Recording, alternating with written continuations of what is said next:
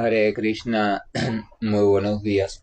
Namao Vishnupadaya Krishna Prestaya Bhutale Srimate Bhaktivedanta Swaminiti Namine Namaste Saraswate Deve Gauravani Prasharine Nirvishesa Sunyavadi Pashatya Deshatarine Jaya Sri Krishna Chaitanya Prabhu Nityananda Sri Advaita Gadadhara Sri Vasadi Gaura Bhakta Vrinda Hare Krishna, Krishna Krishna, Hare Hare, Hare Rama, Rama Rama, Hare Hare.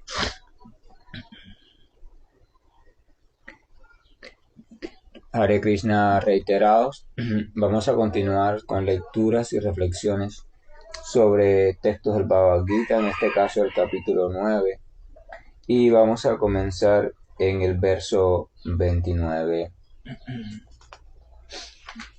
El verso 29 explica lo siguiente. Yo no envidio a nadie, o sea, eso dice el Señor Krishna en el verso 29. El Señor Krishna dice, yo no envidio a nadie, ni soy parcial con nadie.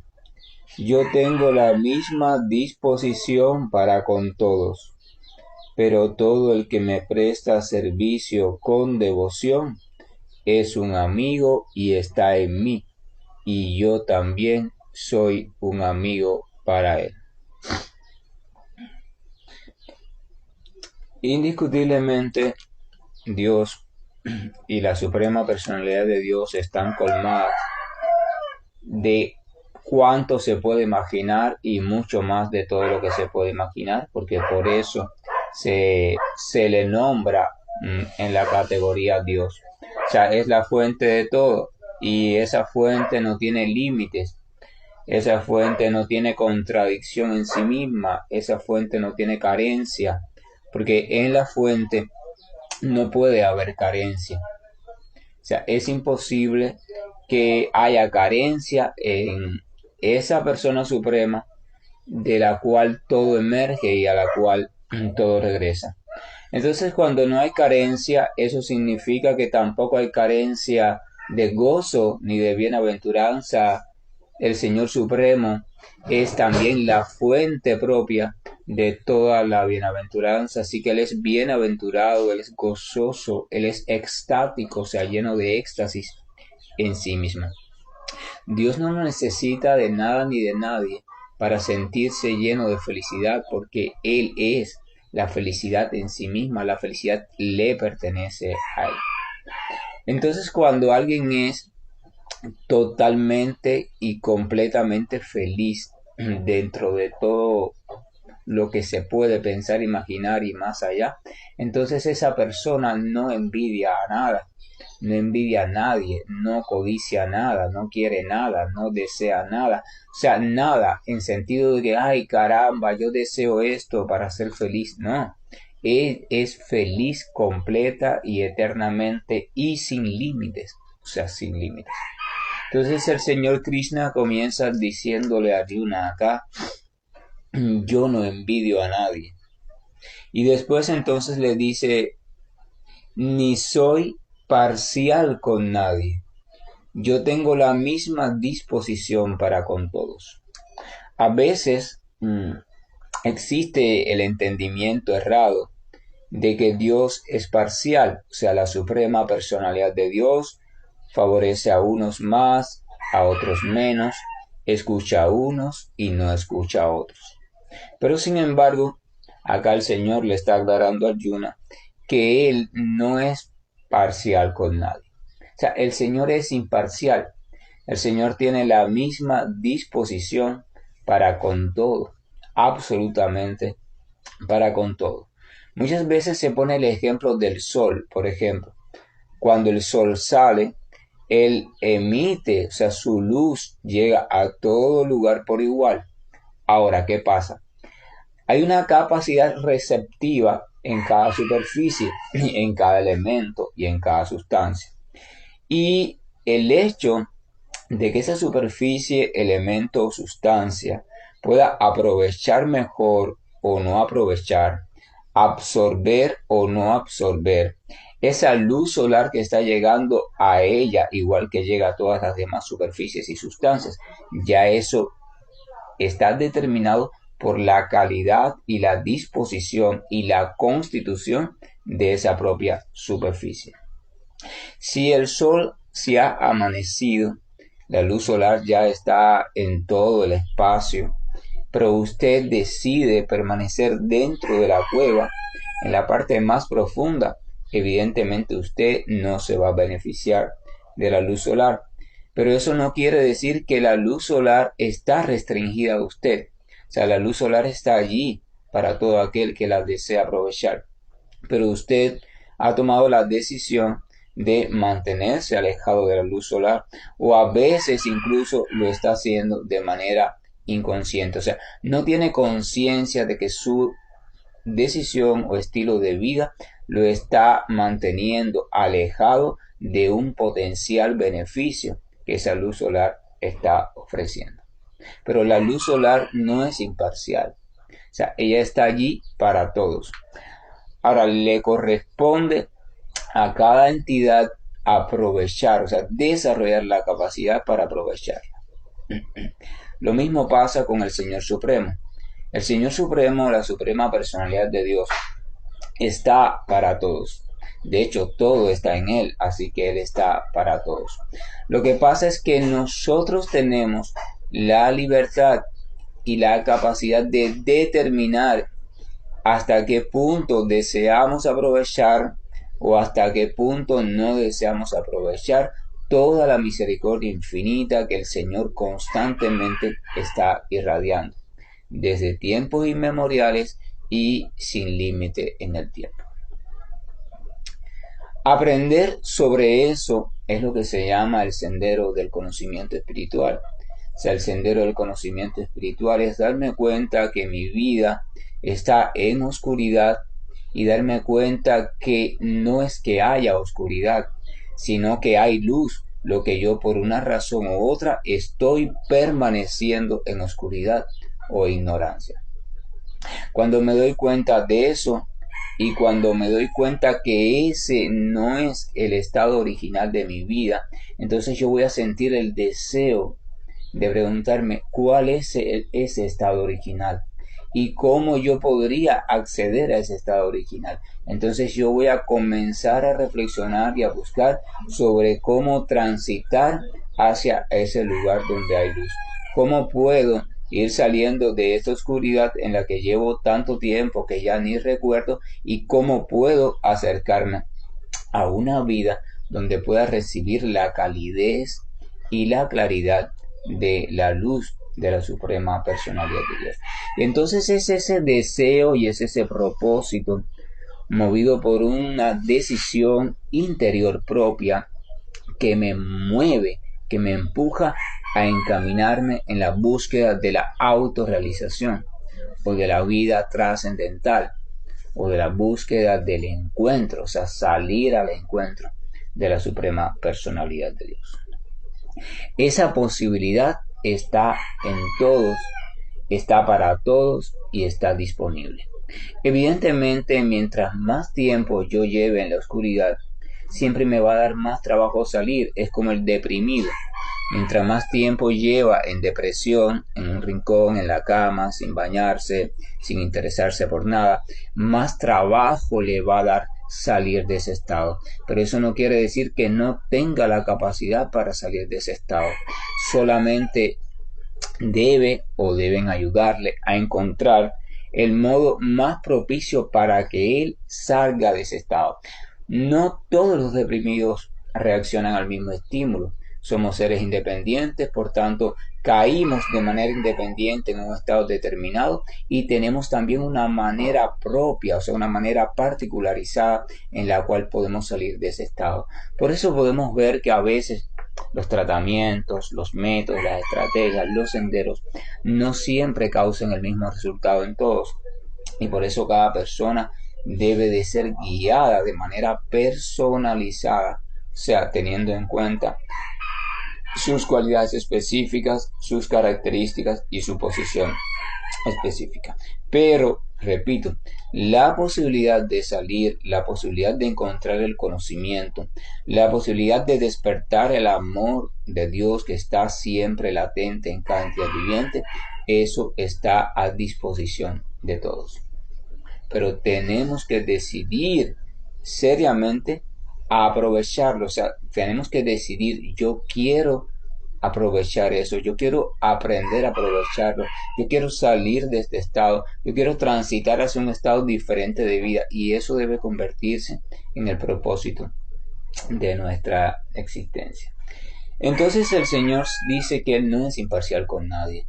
Él escucha a todos siempre y cuando, por supuesto, lo hablábamos los otros días, tu voz emerja del corazón, o sea, de la profundidad, y no sea un mecanismo mental de engaño o de hipocresía o una simple estrategia para ver si Dios te responde. Dios no va a responder a tu voz verbal, Dios va a responder a la verdadera realidad que tú estés experimentando en tu corazón. Entonces, eso.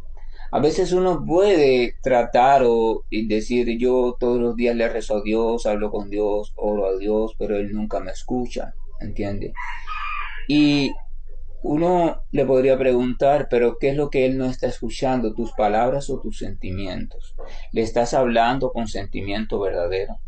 O uno también podría preguntar, pero ¿acaso cuando tú dices que Dios no te escucha, te está refiriendo a que no cumple todos tus caprichos? Sí, porque a veces tenemos la idea de Dios como Dios, la lámpara de Aladino. O sea, nosotros todos nuestros caprichos, lo que consideramos que es lo necesario y justo, se lo expresamos y esperamos que Él inmediatamente responda. Pero aún así, le quitamos a Dios la libertad de responder según su sabiduría, porque queremos que responda a nuestra manera, conforme a nuestras expectativas.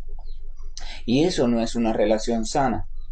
Cuando usted conversa con una persona y le plantea una situación, una persona amiga, y usted le plantea un problema que usted tiene, si usted espera o si usted encasilla o encapsula la respuesta de esa persona de un solo tipo, o sea, usted espera que le responda de tal manera, entonces usted está obviando, usted está quitando la libertad de esa persona. Su papel, el de usted, es ir allí y plantearle tu situación. Ahora esa persona tiene la libertad de reaccionar a ese planteamiento como ella estime conveniente. Usted no debe pretender quitar esa libertad. Primero, no lo puede hacer. Y segundo, eso es una conducta muy infantil y caprichosa.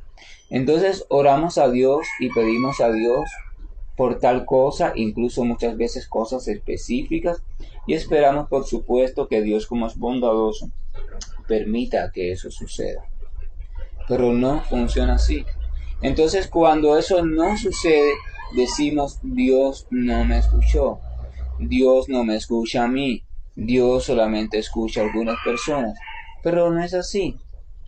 O sea, usted simplemente está obviando la libertad de Dios de responder a su manera, desde su infinita sabiduría y en el tiempo que Él crea necesario, y si lo cree necesario. También la literatura explica.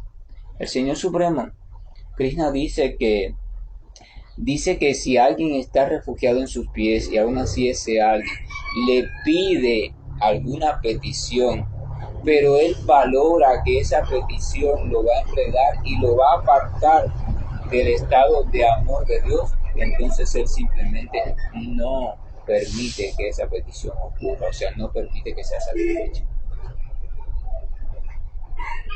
Si eso que usted está pidiendo, aún usted ignorando que va a ser así, si eso va a traer que usted se dé retroceso en su evolución como ser humano y como criatura espiritual, entonces Dios no lo va a permitir. Pero estoy hablando de la persona que se ha refugiado en Dios. Si usted se ha refugiado en Dios, eso significa que usted ha confiado su bienestar a Dios. Y por tanto Dios es responsable, y Dios se va a hacer responsable directo y conscientemente de su bienestar. Entonces, cuando Él vea que usted está solicitando algo que Él sabe que no es para su bienestar, entonces Él simplemente no lo va a conceder. Usted no desea refugiarse en Dios y usted quiere tener todos sus deseos y usted aprende diferentes técnicas, estrategias, cosas mentales, energéticas para satisfacer y hacer realidad en su vida objetiva sus deseos, pues perfecto. Dios entonces dice, bueno, si no me has pedido refugio, si no te has refugiado en mí, si crees que puedes decidir qué es lo mejor y lo peor para ti, pues bueno, adelante. Dios te permite y Dios permite que Maya o la energía material ilusoria se vaya organizando en función de cumplir todos tus deseos, hasta que tú un día de estos comprendas que todos esos deseos por sí mismo y elaborados por ti mismo, simplemente a largo o corto plazo, van a constituir después un peso sobre ti mismo, o una atadura futura, o un sufrimiento a corto o a largo plazo. Pero esa es tu decisión. Pero ya cuando tú decides tomar refugio en Dios y tú firmas, por decirlo así, un contrato con Dios, donde le das el poder a Dios de, por favor, de cuidar de ti, entonces Él se va a tomar ese trabajo en serio. Dios va a cuidar de ti. Y por tanto, los deseos caprichosos que sepa Él que no son para tu verdadero bien, no te los va a conceder. No es que no te escuchó, incluso sí te escuchó perfecto, que no te escuchó, sino que sí te escuchó perfectamente, pero no te los va a conceder. Entonces eso es importante que lo tengamos en cuenta. Pero además de que Dios es imparcial, aquí dice algo muy interesante. Dice más adelante, pero todo el que me presta servicio con devoción es un amigo y está en mí, y yo también soy un amigo para él. Krishna está diciendo, yo tengo la misma disposición con todos, pero aquel que me está prestando servicio devocional de manera amorosa y desinteresada, entonces yo me he convertido en un amigo para esa persona y esa persona se ha convertido en un amigo para mí. Sigue siendo imparcial con todo el mundo, pero dentro de la imparcialidad, Dios tiene variedad de tratos. Tratos de amigo, tratos con sirvientes, tratos con padre, madre o hijo, tratos conyugales. O sea, hay diferentes categorías, pero aún así sigue siendo imparcial, pero le concede una atención especial a ciertas almas que han buscado refugio completamente en él y se han dedicado a servirle con amor y con devoción. Entonces, quiere decir que eso nos capacita para volvernos amigos de Dios. Vamos a recordar que Bhagavad Gita, capítulo 4, el señor Krishna le dice a Arjuna, yo te voy a explicar esta ciencia del yoga o de relación con el Supremo, porque tú eres mi devoto y mi amigo. Entonces, aquí está la clave, o sea, mi devoto y mi amigo. ¿Cómo convertirme en amigo de Dios? Para convertirme en amigo de Dios, tengo que convertirme en alguien que está verdaderamente interesado en servir con amor al Señor Supremo. Si yo estoy verdaderamente interesado en servir con amor a Dios y entonces trato con el esfuerzo más sincero posible de avanzar en ese camino, entonces yo voy adquiriendo la categoría de amigo del Señor. Y el Señor entonces va manifestándose en mi vida como mi amigo. Voy pasando del simple plano de asombro frente al poder de Dios, de respeto mecánico, o sea, estricto frente a Dios, y voy a pasar a un plano donde se va a desarrollar un poco más de confianza entre Dios y entre mi persona. O sea, voy a pasar a encaminarme en el sentimiento de amistad con Dios y Dios se va a manifestar desde una posición de amigo también para conmigo. En el verso número 30 dice lo siguiente, incluso si alguien comete las acciones más abominables de todas, si está dedicado al servicio devocional puro, se debe considerar que es un santo, porque está debidamente situado en su determinación. Este verso es un verso muy complejo, muy peligroso, muy dado a muchas interpretaciones también de las más peligrosas. Tenemos que tener en cuenta que cuando decidimos acercarnos a Dios, lo vamos a hacer desde nuestra posición como ser humano y por tanto desde nuestras realidades como ser humano. En esa posición y en esas realidades tenemos un sinnúmero de programaciones mentales ya preestablecidas, provenientes de nuestra cultura, provenientes de nuestra crianza, de nuestra familia, de nuestra propia experiencia, de nuestras propias investigaciones, de nuestras conclusiones. Tenemos un sinnúmero de tendencias establecidas en nosotros que nos guían a responder de una forma, a interpretar de otra, a pensar de otra, a desear de otra. O sea, tenemos ya un sinnúmero de guiones preestablecidos por nosotros mismos vida tras vida que nos van a empujar en un sinnúmero también de direcciones. Eso quiere decir que cuando llegamos a la determinación por un motivo u otro de acercarnos a Dios, vamos a acercarnos a Dios absolutamente lleno de lesiones, torceduras, hábitos indeseables, sentimientos indeseables, recuerdos molestos, etcétera, etcétera, etcétera. Y entonces iniciamos el sendero de transformación.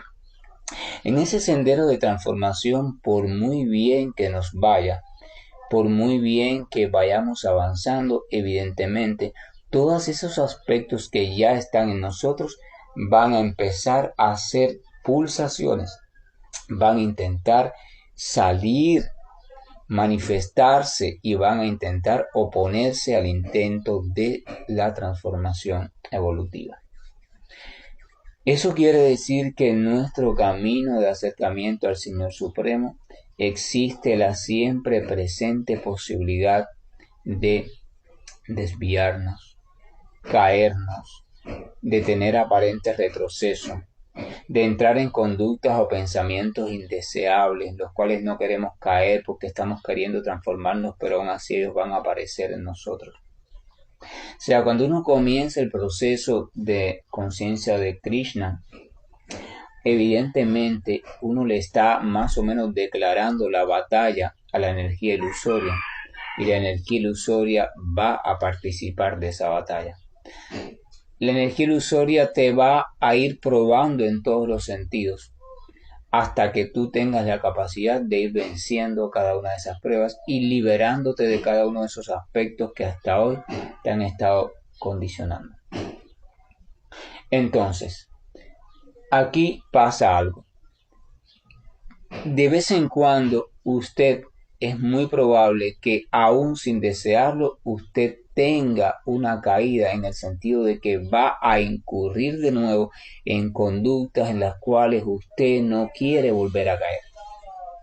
Vamos a recordar que en capítulos anteriores Krishna le había explicado a Arjuna que esa fuerza que lo estaba empujando a hacer conductas que él no quería hacer, o sea, que Arjuna hiciera conductas que no quería hacer, era la lujuria, y que era un enemigo muy poderoso y era el enemigo principal en este mundo material, que tenía su cuartel general en los sentidos, en la mente y en la inteligencia. Y entonces le decía a Arjuna, tienes que echar a la fuerza y con firmeza a ese enemigo de esos tres lugares.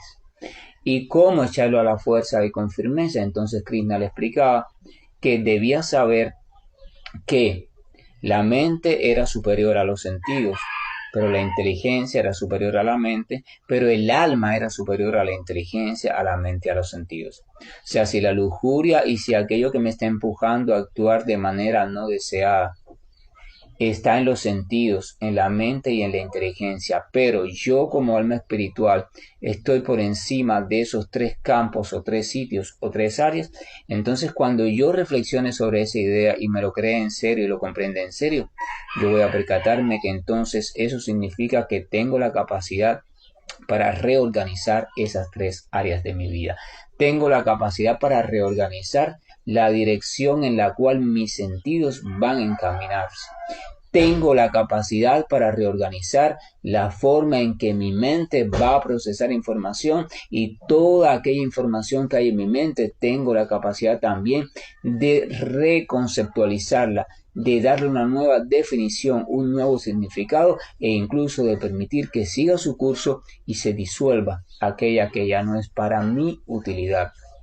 Y tengo la capacidad también de reorganizar mi forma de inteligencia, o sea, el modo o la conclusión bajo la cual yo me enfrento con la realidad o derivo de la realidad. Y por tanto tengo también entonces la capacidad de reelaborar aquello que se llama el ego o las identidades con las cuales yo me he identificado. Ese punto es clave. Mientras que uno no se percate de que tiene esa capacidad en uno mismo, en virtud de que uno no es materia, sino que es espíritu y está por encima de sentidos, mente, inteligencia y ego falso, entonces uno siempre va a ser esclavo de esas cuatro cosas. Pero en cuanto uno percibe y comprende que tiene la capacidad de reelaborar sus construcciones, vamos a recordar que siempre hemos hablado de construcciones. Yo puedo reelaborar mis construcciones, las físicas, las mentales, las intelectuales, las de identidad, las puedo reelaborar, las puedo checar, las puedo explorar, puedo hacer un diagnóstico de las fallas que hay en ellas y aprender a cómo reelaborarla. Ese proceso de reelaboración es entonces el proceso de transitar hacia la liberación y por tanto después hacia la autorrealización. Pero en ese proceso muchas veces voy a caer. En ese proceso muchas veces aparentemente voy a retroceder y puede ser que yo piense o otras personas piensen, mira, el que estaba avanzando, el que está practicando no sé qué camino espiritual, y mira lo que hizo, mira lo que dijo, mira lo que pensó, mira en la conducta que incurrió, míralo. Y entonces usted puede que, guiándose por usted mismo, la culpabilidad de la mente, o por otras personas, usted desista del sendero. Ay, ¿qué va? Porque viene la vergüenza, viene la pena, viene la baja autoestima y usted dice, ¿cómo yo voy a ir ahora a la iglesia o al templo o al lugar donde se reúnen las otras personas, si ya todo el mundo sabe que yo ayer, por tristeza o por lo que sea, me emborraché? O si ya todo el mundo sabe que yo ayer volví a incurrir en la droga. O si todo el mundo sabe que ayer me volvió a asaltar un ataque de ira y fui muy, muy ofensivo con mi familia. Ahora, ¿con qué cara, con qué vergüenza yo voy a ir allí a reunirme con mis hermanos de fe o mis hermanos de camino? Entonces uno se aísla y ese es el primer fallo. O sea, la mente manejada por las modalidades de la ignorancia hace que tú sientas ese pensamiento de que no mereces pertenecer allí y te aíslas. Entonces cuando tú te aíslas ya caes a merced de las fuerzas de las programaciones materiales. Pero entonces tú debes saber que si tú tienes en tu corazón la disposición firme, verdadera y sincera, si tienes un deseo sincero de transformarte, de avanzar en la luz, en la verdad y en el amor, de avanzar en tu relación con Dios, entonces tú debes saber que si ese deseo está allí presente, entonces las caídas que siempre van a venir no pueden impedir que tú sigas avanzando hacia ese deseo. Entonces tú debes decirle a tu mente, mira, yo caí porque soy débil. Yo hice eso porque soy débil y porque estoy en proceso de transformación. Pero el Señor me ha dicho que si yo soy sincero en mi deseo de transformación, entonces de una manera u otra, Él me va a ayudar a avanzar. Entonces, lo que tú estás haciendo ahora es intentando que yo no avance, porque estás viniendo con cargo de conciencia, con esto, con aquello. Pero eso no viene del Señor, porque del Señor solo me viene ayuda De Dios solo nos viene ayuda. Aquello que sintamos que no nos está alentando, no nos está ayudando a perseverar y a seguir transformándonos, eso no viene de Dios. Aquello que te está alentando a que tú dejes tu práctica, a que tú te apartes de las otras personas que se reúnen contigo con buenas intenciones, eso no viene de Dios. Aquello que viene a llenarte tu cabeza de culpabilidad, de que ya tú no tienes remedio, de que tú no tienes salvación, de que tú eres malo, de que tú deberías dedicarte a cosas malas y oscuras, eso no viene de Dios. Aquello que te hunde no viene de Dios, aquello que te entristece no viene de Dios, aquello que te deprime no viene de Dios. Nada de eso, simplemente viene de tu mente enferma en sus programaciones mentales poco favorables. Entonces te das cuenta de eso. Entonces dice, a pesar de todo, sientes dolor, por supuesto, porque lamentas infinitamente el haber volvido a caer en esa conducta. Lamentas y te lo reprochas y te lo contralamentas y lloras y gritas y te duele el pecho y el corazón. Y te propones, Señor, ayúdame por favor, porque solo no puedo superar estas cosas que me están atando y me están amarrando. Y tienes que seguir entonces orando todos los días, tienes que seguir cantando los santos nombres sin cesar, tienes que seguir reuniéndote con personas sinceras que tengan fe en Dios, tienes que seguir entonces confiando y tienes que seguir en tu intención de transformarte. Tienes que seguir, es cuando más tienes que seguir, o sea, tienes que perseverar y seguir y seguir y seguir. Pero ahora bien, aquí hay un problema. Este verso puede traer también otra interpretación, que es la interpretación siguiente. Cualquiera podría pensar, bueno, si yo estoy dedicado a determinado camino en relación con Dios, eso significa que puedo hacer lo que yo quiera, porque a fin de cuentas, Dios dice aquí que soy un santo. O sea, Él dice que aunque alguien realice la actividad más abominable de todas, si está dedicado o bien situado en el servicio devocional, entonces se debe considerar que esa persona es una persona santa, porque está situado en el servicio devocional. Entonces, tener ese tipo de pensamiento es la situación más terrible y peligrosa de la vida. No como yo estoy practicando tal cosa y estoy leyendo tal libro, yo estoy participando en los amaneceres espirituales o yo voy al grupo de no sé qué cosa, entonces yo puedo hacer lo que quiera porque a fin de cuentas el Señor siempre me perdona y está conmigo. Usted debe saber que ese tipo de pensamiento destruye tu avance espiritual por completo. De hecho, una de las 10 ofensas que se cometen al canto de los santos nombres es cometer actividades degradantes con el pensamiento de que como estoy cantando los santos nombres me van a purificar del resultado de esta actividad tan degradante.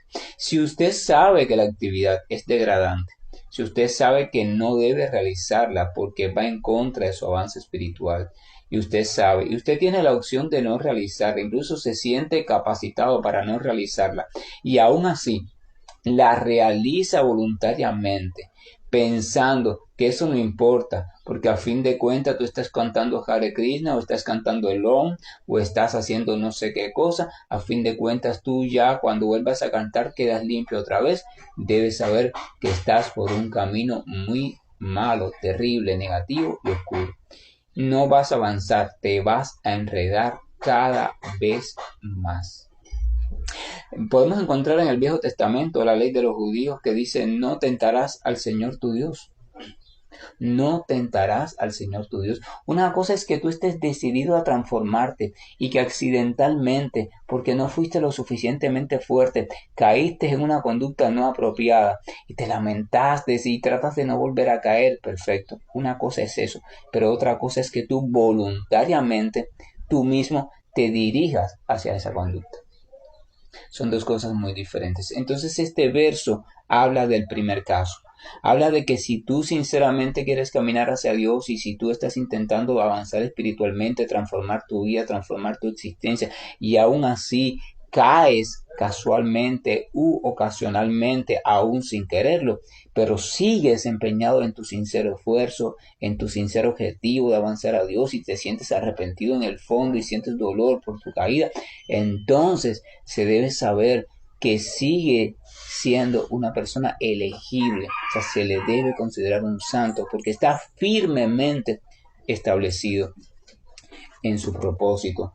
Y entonces en el siguiente verso el Señor añade que cuando usted hace eso, cuando usted tiene esa disposición y ese deseo sincero de seguir avanzando a pesar de todo, y usted no se aleja, no se aparta, usted sigue participando allí de las reuniones, sigue participando de la lectura, no importa que la gente comente de usted, mira, anoche se emborrachó, o anoche peleó con su esposa, o anoche, no importa, no importa. Usted sabe que su relación es con Dios y usted está adolorido y ya se lo explicó a Dios y usted le pidió a Dios fuerza y usted sabe que no se debe apartar de su práctica y usted sigue allí. Entonces Dios explica en el verso 32 lo siguiente, que esa persona prontamente se vuelve virtuosa y consigue una paz perdurable.